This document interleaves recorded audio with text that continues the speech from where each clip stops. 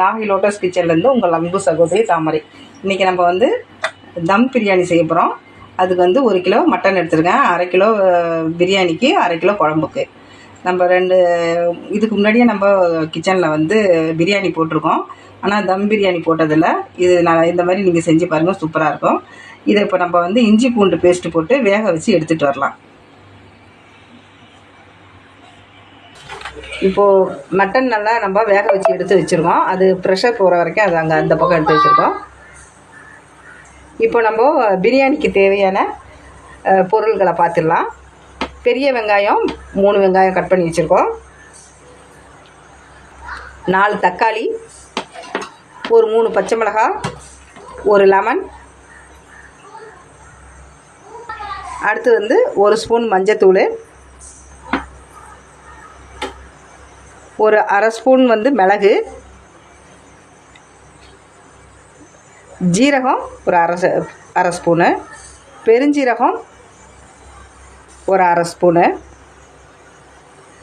அப்புறம் ஒரு 7 முந்திரி, இஞ்சி தனியாக பூண்டு தனியாக அரைச்சி வச்சுருக்கோம். அப்புறம் தாளிக்கிறதுக்கு பட்டை, கிராம்பு, கொஞ்சம் கசகசா, ஏலக்காய் 2. அடுத்து தயிர் வந்து ஒரு 4 டேபிள் ஸ்பூன் அளவுக்கு வச்சுக்க வேண்டியதான். அப்புறம் தனி மிளகாத்தூள் ஒரு 2 spoon, garam masala 1 spoon, biryani masala 1 spoon. அதாவது வந்து இது போடணுன்னு அவசியம் இல்லை, இருந்தாலும் ஒரு வாசனைக்காண்டி நம்ம இதை சேர்த்துக்கிறோம். ஏன்னா நம்ம மசாலா ஐட்டம் எல்லாமே அரைச்சி போடுறதுனால இது தேவையில்லை. இருந்தாலும் நம்ம கொஞ்சம் இதில் ஒவ்வொரு ஸ்பூனு இதில் நம்ம சேர்த்துக்கலாம். அதிகம் சேர்க்கணுன்னு அவசியம் இல்லை. புதினா வந்து கொஞ்சம் ஜாஸ்தியாகவே எடுத்து வச்சுக்கோம். ஒரு 3 கைப்பிடி அளவு புதினா, நெய் தேவையான அளவு, எண்ணெய் வந்து தேவையான அளவு. இப்போ வந்து இந்த டம்ளரால் 4 டம்ளர் அரிசி வந்து பாஸ்மதி ரைஸ் வந்து எடுத்து வச்சுருக்கோம். இந்த 4 டம்ளர் அரிசியில் தான் நம்ம இப்போ வந்து பிரியாணி செய்ய போகிறோம். இதில் இப்போது நம்ம ஒரு வானல் அடுப்பில் வச்சுருக்கோம். 4 ஸ்பூனு எண்ணெய் சேர்த்துருக்கோம். அதில் ஒரு 2 ஸ்பூனு நெய் இதில் சேர்த்துக்குவோம். 2 ஸ்பூன் 3 ஸ்பூன் நெய் சேர்த்துக்கலாம். எண்ணெயும் நெய்யும் இப்போ ஒன்றா சேர்த்துருக்கோம். அதில் இப்போ தாளிக்கிறதுக்கு பட்டை, கிராம்பு, ஒரு 1/2 ஸ்பூனு கசகசா, பெருஞ்சீரகம் 1/2 ஸ்பூனு, இது எல்லாத்தையும், பெருஞ்சீரகம் 1 ஸ்பூனு, இது எல்லாத்தையுமே சேர்த்து நம்ம தாளிப்புக்காக போட்டிருக்கோம். ஒரு 2 டீஸ்பூனு பூண்டு தனியாக அரைச்சி வச்சுட்டு அதையும் இதில் நம்ம சேர்த்துடலாம். அடுத்தது 2 ஸ்பூனு இஞ்சி, அந்த பேஸ்ட்டையும் இதில் நம்ம சேர்த்துடலாம். சேர்த்துட்டு நம்ம இப்போ சிம்மில் தான் வச்சுருக்கோம். கொஞ்சம் நேரம் பச்சை வாடை போகிற வரைக்கும் நம்ம இதை வதக்கி எடுத்துக்கணும். இப்போது இந்த வெங்காயத்தை நம்ம 3 வெங்காயம் கட் பண்ணி வச்சுருக்கோம் இல்லையா, அதையும் நம்ம இதில் சேர்த்துடலாம். இப்போ நம்ம அடுப்பை கொஞ்சம் ஸ்பீடாக வச்சுக்கணும். இப்போ நம்ம எடுத்து வச்ச மிளகு, ஜீரகத்தை அப்படியே நம்ம உடச்சி இப்போ எடுத்துகிட்டு வரலாம். இப்போ இந்த மிளகு ஜீரகத்தை நம்ம நுணுக்கி எடுத்துகிட்டு வந்துட்டோம். அதையும் இப்போ இதை வெங்காயத்தில் சேர்த்துக்கலாம். வெங்காயம் நல்லா நம்ம வதங்குற மாதிரி நல்லா எடுத்துக்கணும். இப்போது 1 ஸ்பூன் மஞ்சத்தூள் நம்ம இதில் சேர்த்துடலாம். இந்த வெங்காயத்துக்கு தேவையான உப்பையும் நம்ம இதில் சேர்த்துடலாம். இப்போ இதை நம்ம கொஞ்சம் நேரம் மறுபடியும் இதை நல்லா ஒரு கிளறி விட்டுக்கலாம். அடுப்பு இப்போ நம்ம வந்து கொஞ்சம் ஸ்பீடாக வச்சுக்குவோம், சிம்மில் வச்சுக்குவோம்.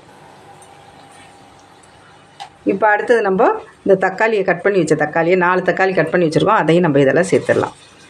அதையும் சேர்த்துட்டு நல்லா நம்ம வதக்கி விடணும்.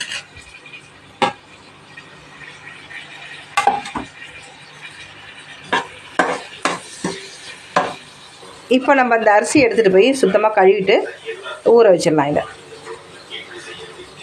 நம்ம இந்த இதில் வந்து இப்போ பக்கத்தில் ஒரு அடுப்பில் அந்த சாதத்தை கொதிக்க வைக்கிறதுக்காண்டிய அரிசியை கொதிக்க வைக்க நம்ம ஒரு பாத்திரத்தில் தண்ணி கொதிக்க வச்சுருக்கோம். அரிசி வந்து நம்ம அப்பங்குள்ளே வந்து நம்ம ஊற வச்சோம்னா போதும், முன்னாடியே ஊற வைக்கணும்னு அவசியம் இல்லை. இப்போ நம்ம அந்த சாதம் வடிக்க வச்சுருக்க தண்ணியில் 3 ஏலக்காய், கிராம்பு, பட்டை, பிரிஞ்சி இலை, இது எல்லாத்தையும் நம்ம அந்த தண்ணியில் சேர்த்துடலாம். அது கூட ஒரு கைப்பிடி அளவு புதினா, கொத்தமல்லி ஒரு கைப்பிடி, இது எல்லாத்தையும் சேர்த்து நல்லா கொதிக்க விடலாம். இப்போ நம்ம கொதிக்க வச்ச தண்ணியில் ஒரு ஸ்பூன் எண்ணெயும் ஒரு ஸ்பூன் நெய்யும் சேர்த்துக்கலாம். ஒரு ஸ்பூன் நெய். இப்போ அந்த வெங்காயம் தக்காளி நல்லா பேஸ்ட் மாதிரி நல்லா அந்த ஒரு பதத்துக்கு வந்துச்சு. அடுத்தது இப்போ இதில் நம்ம வந்து ஒரு 4 பச்சை மிளகாவை அதில் சேர்க்குறோம். இப்போ நம்ம இதில் ஒரு ஸ்பூன் கரம் மசாலா, ஒரு ஸ்பூனு பிரியாணி மசாலா, இதையும் நம்ம இதில் சேர்த்துடலாம். 2 ஸ்பூனு தனி மிளகாத்தூள்,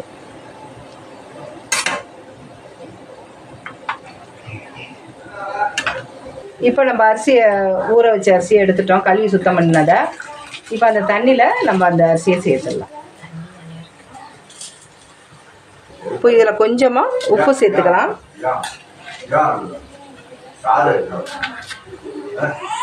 இப்போ இதை நல்லா நம்ம கொதிக்க விட்டுடணும்.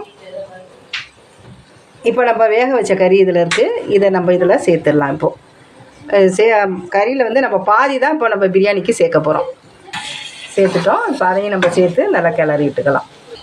இதில் கொஞ்சம் உப்பு நம்ம சேர்த்துக்கலாம். இப்போ இந்த ஸ்டேஜில் நம்ம இந்த தயிரையும் சேர்த்துடலாம்.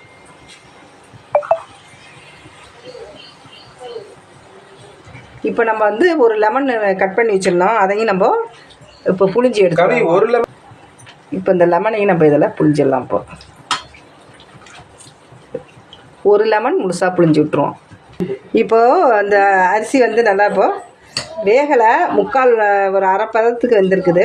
இப்போ இதோட நம்ம ஆஃப் பண்ணி இதை வடிகட்டி இந்த சாதத்தை எடுத்துகிட்டு வருவோம். இப்போ நம்ம சாதத்தை வந்து வடிகட்டி எடுத்து வச்சுருக்கோம். சாதம் வந்து ரொம்ப வேக வைக்கணும் இல்லை, நல்லா ஒரு 2 கொதி வந்துச்சுன்னா போதும். இப்போ அடுத்தது வந்து இந்த பேஸ்ட்டெல்லாம் ரெடி ஆகிடுச்சு, நம்ம வதக்குனதெல்லாம். இப்போ இதை இறக்கிக்கிட்டு இப்போ ஒரு பாத்திரத்தை அடுப்பில் வச்சு ஒரு முழு வாழை இலையை இப்படி வச்சு அடுப்பில் வச்சுருக்கோம். இப்போ நம்ம வதக்கி வச்ச பேஸ்ட்டை வந்து அந்த பாத்திரத்தில் இறக்க போகிறோம். இப்போ அதில் அப்படியே எல்லாத்தையும் அந்த வாழை இலையில் அந்த மசாலாவை நம்ம இறக்கிடலாம். இப்போது நம்ம இந்த டம்ளரால் தான் அரிசி எடுத்தோம், இதில் 1 டம்ளர் தண்ணி எடுத்து, அந்த கறி வேக வச்ச தண்ணி தான் இது, இதை வந்து நம்ம கலந்துக்கலாம். இதை இப்போ அந்த தண்ணியை நம்ம அந்த வதக்கி வச்ச பாத்திரத்தில் உள்ளதை நல்லா கலக்கி அதில் சேர்த்துக்கலாம். இப்போ இதை நல்லா நம்ம சமமாக அதை எல்லா பக்கமும் வரா மாதிரி அதை வச்சு விடணும். நம்ம இப்போ இந்த வடிகட்டி வச்ச சாதத்தை அதில் நம்ம சேர்த்துக்கலாம்.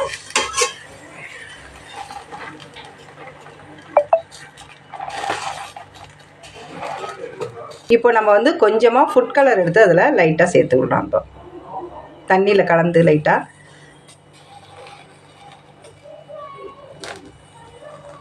நம்ம 1 டம்ளர் தண்ணி அதில் முன்னாடியே சேர்த்துருக்கோம். இப்போ மறுபடியும் இது அரிசி வேக வச்ச தண்ணி தான், அந்த தண்ணியையும் நம்ம வந்து இதில் சேர்த்துக்க போகிறோம்.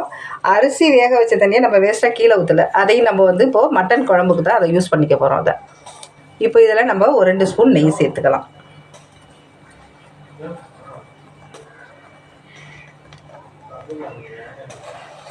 அப்படியே நம்ம வந்து இப்படி லைட்டாக கொஞ்சம் கிளறி விடலாம் அதை. இப்போ அடுப்பு வந்து நம்ம சிம்மில் தான் வச்சுக்கணும்.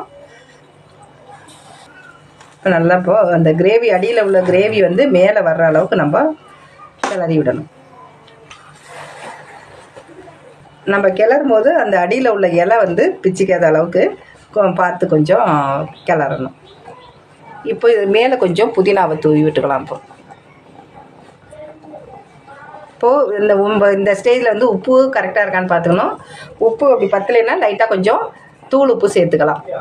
மேலேயும் ஒரு வாழை இலையை 2ஆக இது பண்ணி அதை கவர் பண்ணுற மாதிரி வச்சிடலாம். இப்போ ஒரு கனமான தட்டை வச்சு நம்ம அதை மூடிடலாம்.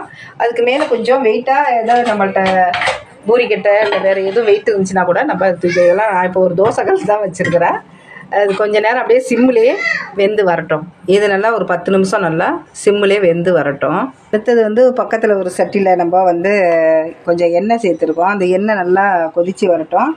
ஒரு வெங்காயத்தை வந்து நம்ம நீட்டு வாக்கில் கட் பண்ணி வச்சுருக்கோம். அதை நல்லா செவந்து வர்ற அளவுக்கு பொரித்து எடுத்துடலாம். அதை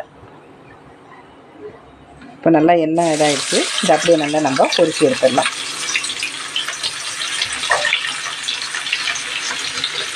முந்திரி கொஞ்சம் வச்சுருந்தோம், அதையும் நம்ம வறுத்து எடுத்துக்கோங்க. இப்போ அடுத்தது வந்து வெங்காயத்தை பொரிச்சு எடுக்கலாம்.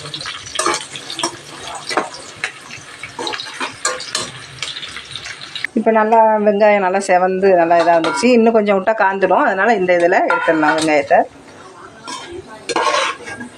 நிமிஷமாக சிம்மில் இருந்துச்சு. இது 10 நிமிஷமாக சிம்மில் இருந்துச்சு. சிம்மில் இருந்து இதில் இருந்தது. இப்போ வந்து அடுப்பை ஆஃப் பண்ணியும் 10 நிமிஷம் கழிச்சு தான் இப்போ நம்ம அதை ஓப்பன் பண்ணுறோம்.